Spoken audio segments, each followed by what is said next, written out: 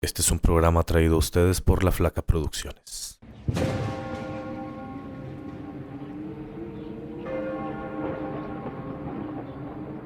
Bienvenidos a Relatos, Mitos y Leyendas de Andalucía, el lugar donde la historia y la fantasía se encuentran, donde el tiempo se detiene y las voces del pasado susurran al oído.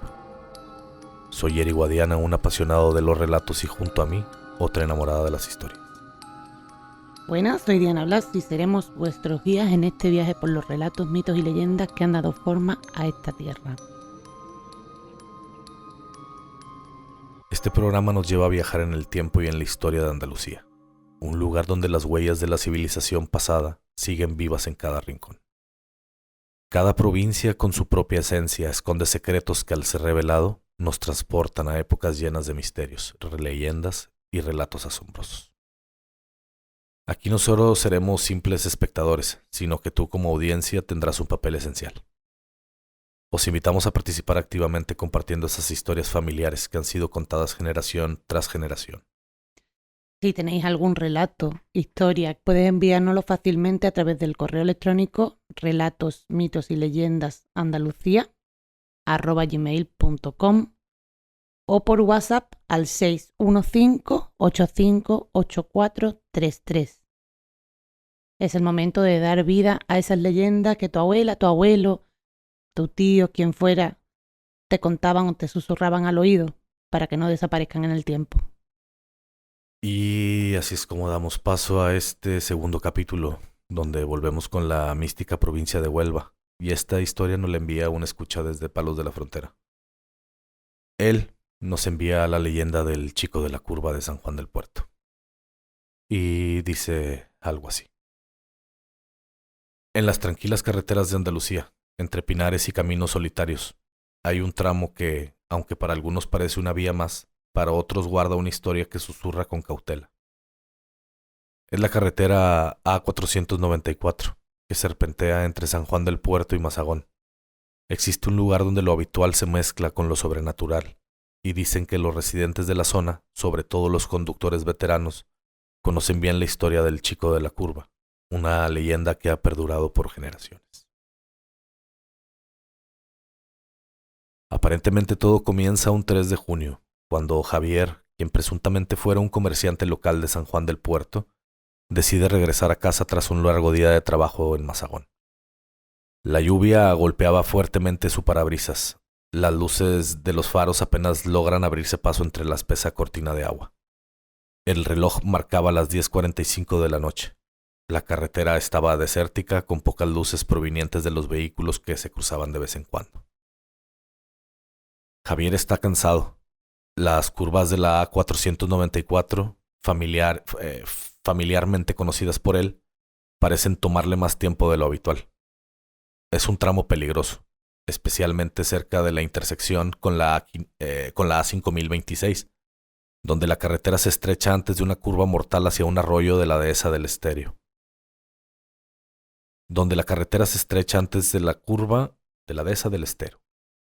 Al llegar a este tramo, Javier se detiene en seco. Ve una figura al borde de la carretera empapada por la lluvia.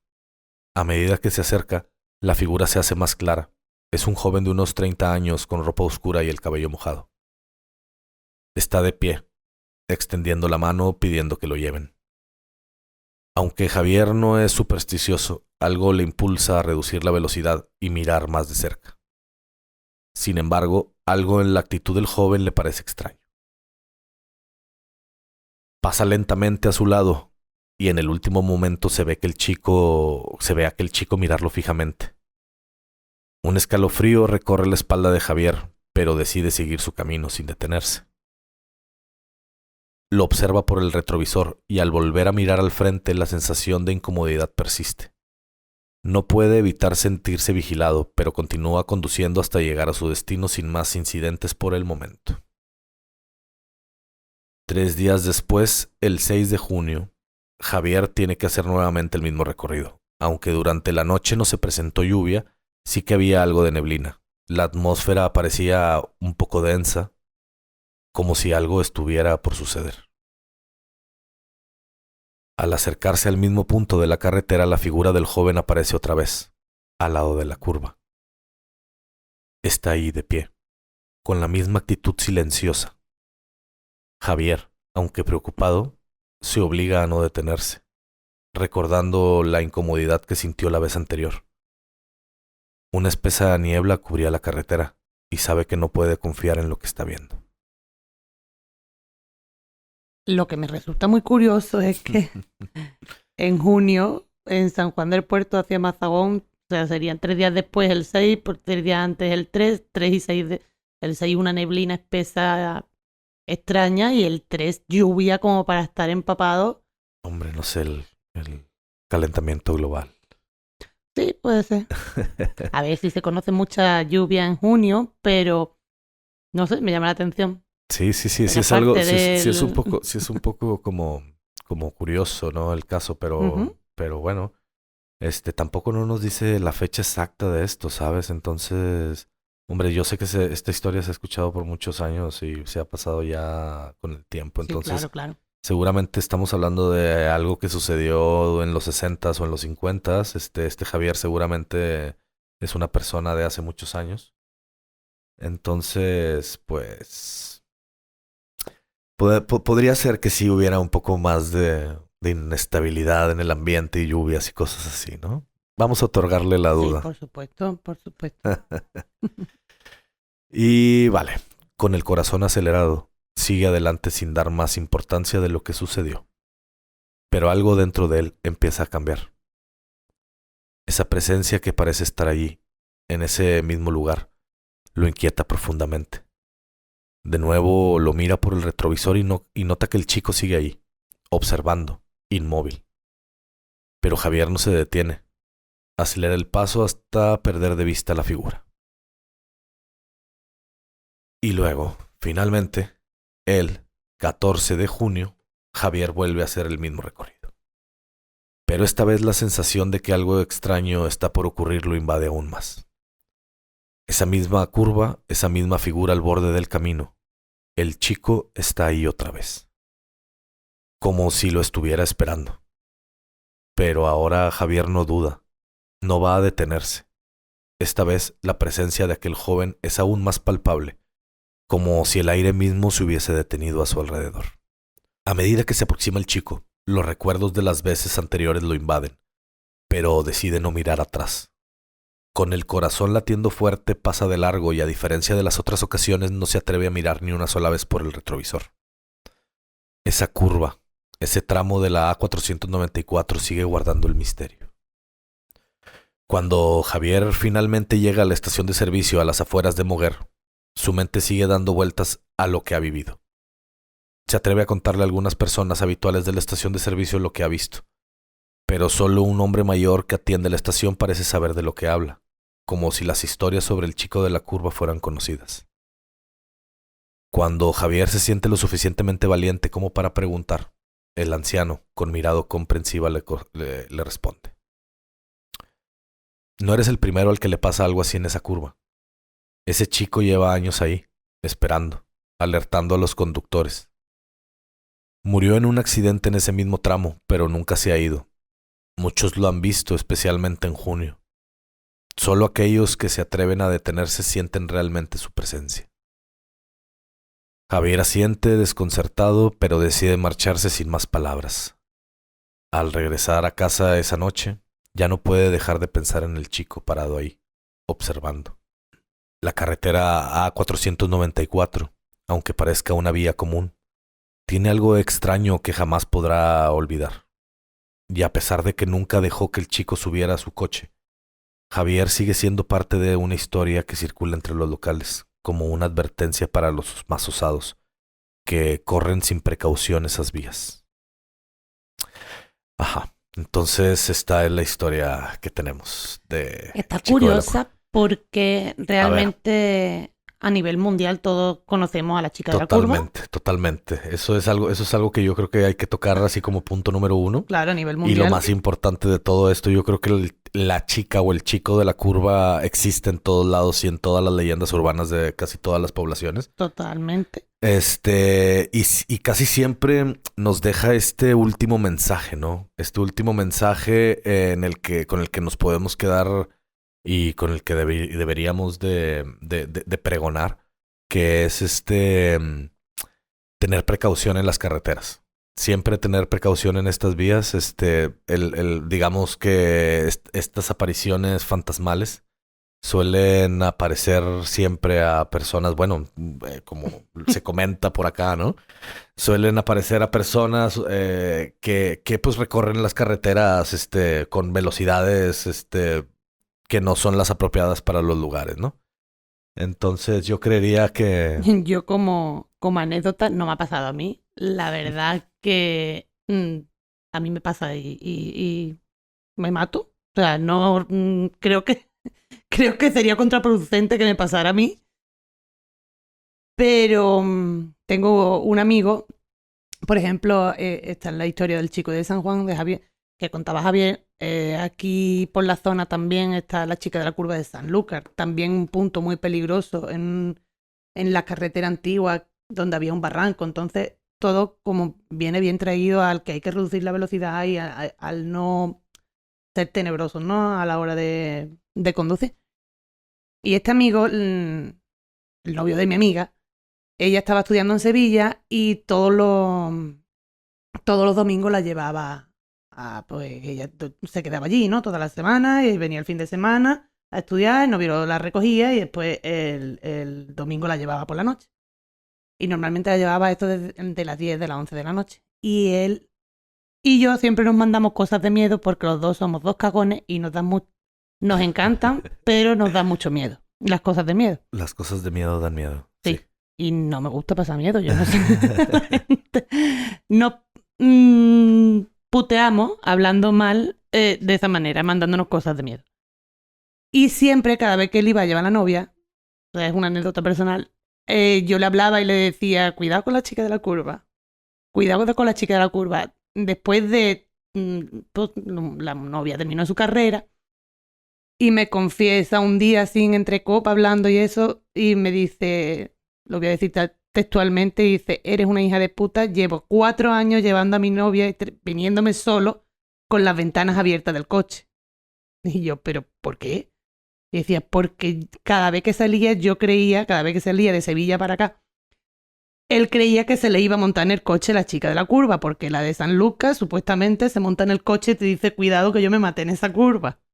Ya. Entonces lo que él decía era, y yo no miraba ni el retrovisor, abría las ventanas y yo decía, repito textualmente, si yo me mato por lo menos esa puta se muere de frío, porque siempre estaba con el miedo de que se le fuera a aparecer la chica de la curva sentada en el asiento y se llevó 4 años viniendo de Sevilla en lluvia, en frío, en todo, por la cuesta, con las ventanas abiertas para que se resfriara la chica de la curva. Como anécdota, aquí cada uno la cabeza la tiene en su sitio. Pero sí, extendiendo a eso, a que también era... Vale. Sí, no, adelante, por favor. No, que también es eso, que es una como advertencia, como dice, totalmente, en todos los puntos, yo creo, de a nivel nacional, igual, internacional, donde hay... Creo que han hecho spots publicitarios, ¿no? Con la chica de la curva, ¿no? Hombre, Creo películas y todo. Creo que lo he visto. De hecho, creo que es así como uno de los spots publicitarios más mejor valorados de todos los tiempos. Creo que es un anuncio por ahí como alemán o como sí, a lo mejor era de la DGT de por ahí. Ajá, algo por ahí curioso, ¿no? La DGT debería de aprovechar a la chica de las curvas perfectamente, poner pues, ¿te imaginas ir a una curva y que la DGT te haya puesto como una señal de tráfico, pero como una chica así como de mal rollo, freno en seco? Claro. Yo había visto como cartones como policías que se ponían así, entonces claro, qué miedo, pero cambiar a estos policías por cartones. Cambiemos radares por chicas de la curva, creo que es más efectivo y más barato. Totalmente. Y bueno, pues nada, esta es la historia que nos envían como les comentábamos antes, nos la envían desde Palos de la Frontera. Y esta historia yo ya la había leído por ahí en algún sitio también. Entonces yo creo que la historia que nos envían, pues, está súper guay, está súper chula. Y claro que Javier seguramente será alguien, o sea, que nuestro lector quiso poner por ahí como para... nuestro escucha, perdón, quiso poner por ahí como para como para darle un sentido a esta historia, ¿no? Y como para que hubiera alguien detrás y nos sintiéramos familiarizados. Así que cualquiera podemos ser ese Javier, ¿eh? Cuidado en la curva de San Juan del Puerto. Por favor. Y pues bueno, así pasamos a nuestra segunda historia. Que esta historia, pues nos la han estado comentando mucho, nos la han estado escribiendo, nos la escriben en nuestras redes sociales. Por ahí podemos repetir tal vez nuestro WhatsApp y nuestro correo. Por supuesto. Nos lo puede mandar al correo electrónico si tenéis... Aparte estamos en redes sociales como Relatos, Mitos y Leyendas, tanto en Instagram como en Facebook. Y al correo, si queréis ya mandarnos alguna historia que tengáis, volvemos a repetir, relatos, mitos y leyendas andalucía@gmail.com, o por WhatsApp, más directo, al 615-858433. Y bueno, también algo que quería comentarles, que ya tenemos también página de YouTube. Por si ustedes ven conveniente y aquí en Spotify ven algún problemilla o algo que no les funcione muy bien o algo. O ya saben, alguna persona que deseen enviárselo por un simple enlace, pues ya lo tenemos también en YouTube para más facilidad y para el disfrute de todos, ¿no? Sí, a través de las redes sociales ya iremos poniendo también los que enlaces. Nos pueden encontrar en todas las redes. En todas las redes sociales. Ahí estamos. Menos en X. No vamos a entrar en detalles, pero en X no nos van a encontrar nunca. No. Vale, entonces podemos seguir. Esta historia, como les comentaba, nos la han estado enviando. Nos la han estado enviando bastante. Yo creo que es una de las historias más fascinantes, más documentadas, porque realmente nosotros hemos estado documentando, pero no podemos abarcar en un solo programa toda la documentación que existe sobre esto. Realmente. Totalmente. Aquí tenemos como una breve semblanza de lo que es, de la historia y de la leyenda, ¿no? Entonces ya cada quien puede interpretar, puede meterle un poquito más o meterle un poquito menos.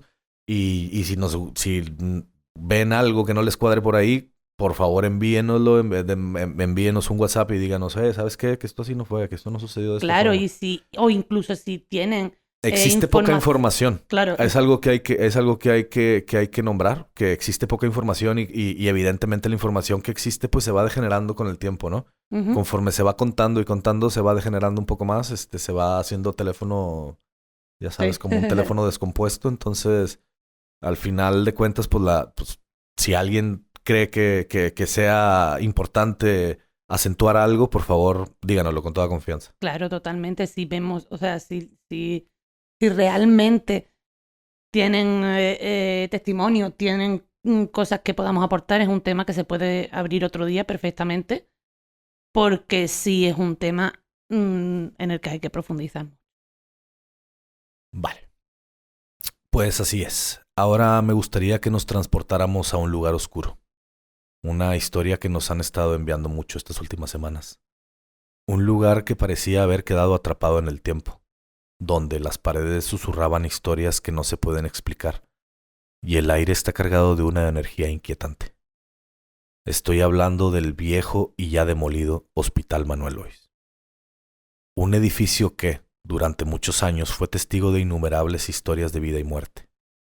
Pero lo que muchos no saben es que, tras su cierre en los años 90 y su posterior demolición en el 2006, el hospital se convirtió en un lugar donde la realidad y las leyendas se entrelazan de una forma aterradora.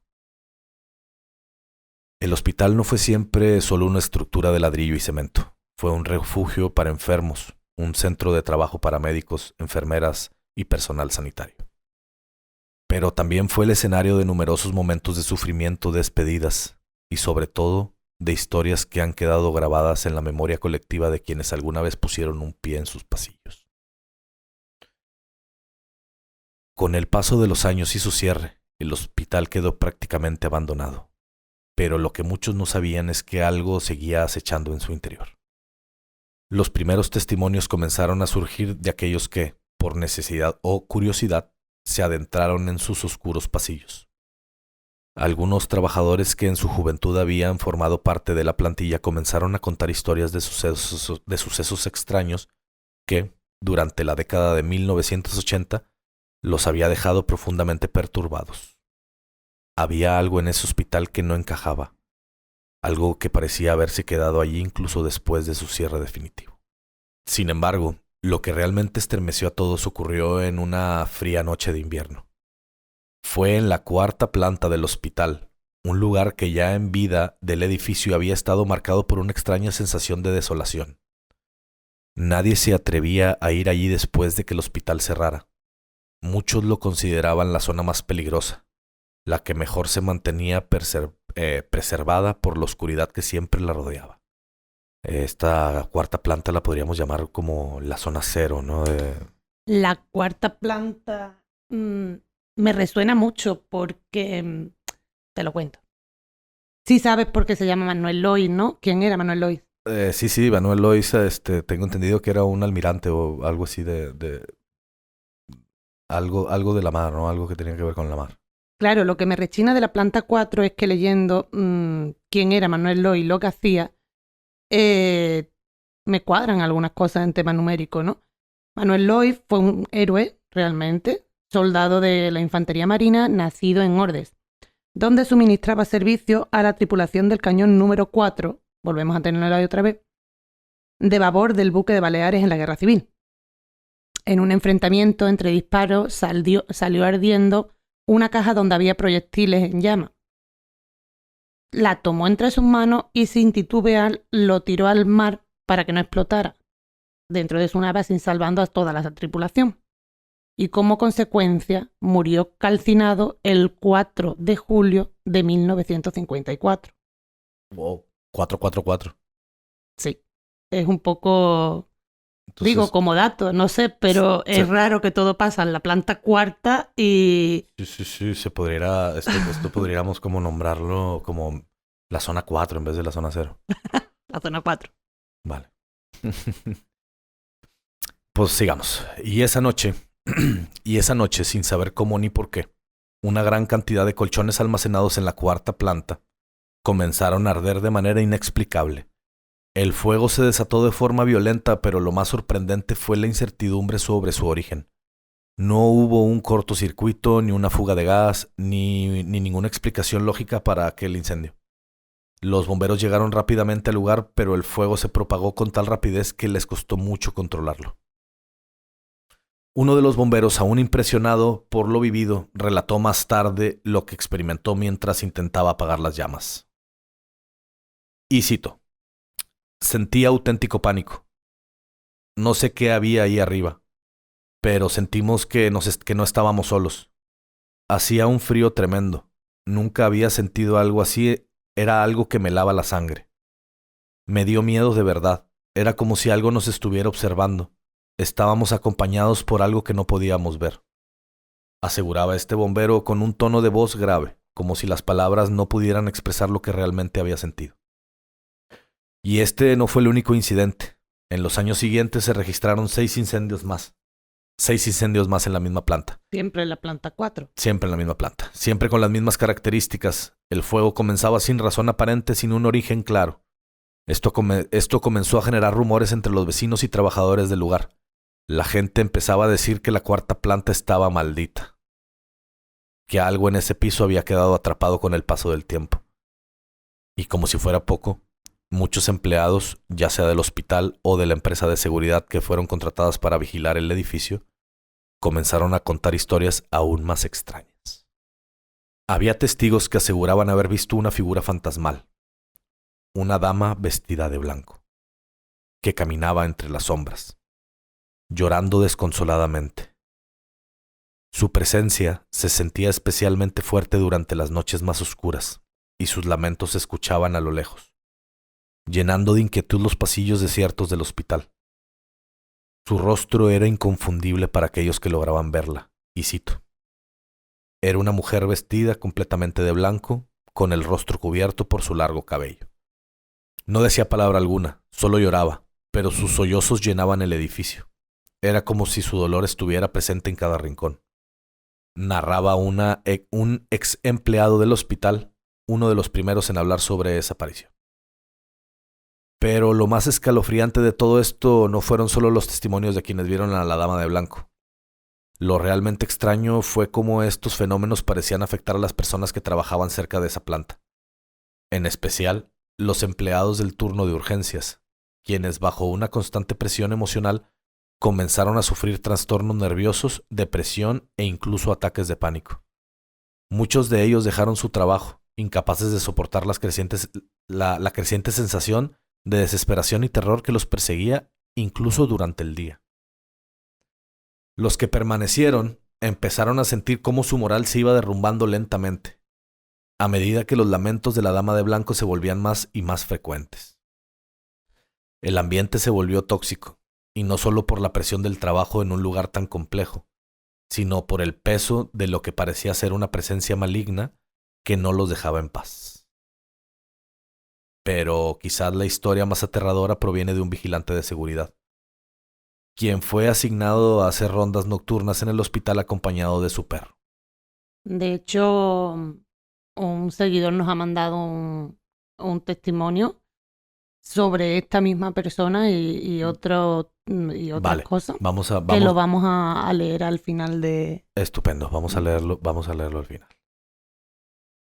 Y una noche, mientras realizaba su habitual recorrido, él fue testigo directo de la aparición de la dama de blanco. Según su relato, fue algo que no pudo comprender. Y cito: sentí que el aire se volvía pesado, como si algo nos acechara. De repente vi una figura, una mujer con un vestido blanco. Sus lamentos eran insoportables, como si estuviera llorando por algo muy doloroso. En ese momento no pude controlar el miedo. El perro comenzó a ladrar furiosamente y yo no podía moverme. Algo me atacó por dentro. Fue como un escalofrío que recorrió mi cuerpo y de alguna manera me dejó paralizado. Esa noche el vigilante sufrió un ataque de nervios tan grave que, con el tiempo, empezó a experimentar una pérdida de cabello masiva. Un síntoma que los médicos atribuyeron a la enorme presión emocional y estrés provocada por la aparición de la dama de blanco y los fenómenos extraños. Con el paso del tiempo los incendios cesaron y la historia de la dama de blanco se fue convirtiendo en una leyenda urbana, pero los testimonios siguen vivos, transmitidos de boca en boca. Durante los años que permaneció el hospital en pie, siguió siendo un sitio oscuro, lleno de recuerdos olvidados y ecos del pasado, y aunque al final ya no se ve a la dama, muchos decían que su presencia seguía ahí, esperando en los rincones más oscuros, esperando a ser vista, esperando a ser escuchada. Nadie sabe qué ocurrió realmente en ese hospital. ¿Era un lugar maldito por alguna tragedia del pasado? O quizás, como algunos creen, era la propia dama de blanco quien, desde su dolor, había marcado su hogar para siempre. Lo que sí sabemos es que el viejo Hospital Manuel Lois fue un lugar donde las fronteras entre el mundo de los vivos y los muertos se desdibujaron, donde el misterio aguardaba para ser revelado y donde los lamentos de la dama de blanco seguían resonando en la memoria de quienes lo avistaron. Esa es la historia del Hospital Manuel Lois. Tengo 2 o 3 apuntes. A ver, comenta. Tenemos también el comentario que nos han enviado, entonces también queremos escucharlo. Claro. Bueno, pues leo lo que nos han mandado y ya después puntualizamos con otras historias que he escuchado y con el post-derrumbe, porque incluso después de estar ya derrumbado sigue siendo un lugar que trae cosas. Pues nos manda un seguidor y una escucha un mensaje: hola amigos, Eris y Diana, soy un vecino vuestro de La Palma del Condado, Huelva, que es de donde grabamos, y he visto que vais a poner en el segundo episodio del programa referencias sobre el Hospital Manuel Lois de Huelva. Entonces yo puedo comentar aquí algo también. No sé si lo tendréis o podéis acoplarlo, o si ya tenéis grabado y tenéis hecho el programa. Después ponerlo como comentario, como vosotros veáis. Nosotros siempre recibimos bien todo lo que nos manden. Y lo trataremos de comentar. Siempre. Siempre lo trataremos de comentar, así que vamos a estar súper agradecidos de leer cualquier comentario. Totalmente. Pues nos comenta: según se cuenta, en este hospital, que ya ha sido demolido, fue cerrado por diversos motivos. Uno de los cuales es que tanto enfermos como trabajadores se quejaban de que en el lugar ocurrían hechos misteriosos, ruidos, golpes y todo tipo de sucesos de índole paranormal. Los animales rehusaban permanecer en él, incluso perros de los vigilantes, como comentábamos antes, se negaban a entrar. Algunos testimonios confirman una especie de aparición de color blanco que deambulaba por los pasillos. Imaginamos que la dama de blanco. Otros dicen que una camilla se paseaba sola por las estancias. Eso yo. Eso está más creepy Sí, sí, también. yo me cagaba. Eso está creepy. Un vigilante contó que cierta noche sonó el teléfono y cuando descolgó oyó ruidos extraños, lo que se produjo muchas veces. Tras comprobar tantas llamadas repetidas, tras comprobar la extensión de la llamada por la que se repetía tantas veces, se quedó completamente perplejo, ya que las llamadas todas provenían del mortuorio. Ok, wow, más. Me O cago sea, más. y estamos hablando de un vigilante cuando ya estaba cerrado el hospital. ¿Me puedo cagar 4 veces? Sí, algunas más. Con la numerología que nos estamos manejando. Sí, es que es un poco locura. La noche siguiente... ¿Sabes el número de la extensión? Perdón. No, no lo he investigado. Prometo ponerlo en comentarios si lo encuentro el número de la extensión. Como sea 44, ya sí me cago yo también. Bueno, pues venían todas las llamadas del mortuorio, repito, ya estaba fuera de servicio el hospital, o sea, ya no podía haber nadie allí. La noche siguiente, su mujer tuvo que acompañarlo para que este no estuviese solo y volvió a repetirse el suceso. O sea, su mujer también fue testigo de las llamadas que venían, que venían desde el mortuorio. En otra ocasión, y aquí vemos o sea, si es cierto la presión a la que se vieron sometidas estas personas, porque cuando tú estás asustado, llevas a tu mujer porque no quieres estar solo, después es porque tienes mucho miedo en tu trabajo, es muy feo. Lo acompaña. En otra ocasión se lleva al perro, el cual prácticamente se pasó toda la noche gimiendo y llorando asustado. Pobrecita animalita. Pobrecito, yo no hay dinero en el mundo que me pague a mí eso, ¿eh? Vamos. Otro vigilante. Es que esos los trabajos. Desde Sí, aquí un sí. saludo a si alguien vigilante nos escucha. Hombre, esto es un programa muy de estos. De los que puedes escuchar en la noche mientras estás vigilando algo, ¿no? Hombre, qué Y miedo. si por ahí hay uno que nos está escuchando, le deseamos que tenga una noche súper agradable y Por misteriosa. supuesto. Y si sabe de algo que le esté pasando misterioso, ya sabe. Llama y nos la cuenta. Déjanos el WhatsApp, ya lo sabes. Otro vigilante afirmó con rotundidad que vio una especie de mujer de blanco, la cual, tras pedirle que se identificara, se alejó del lugar. O sea, esta persona como que le echó un poquito más de valentía y le dijo, no, a ver, ¿quién eres?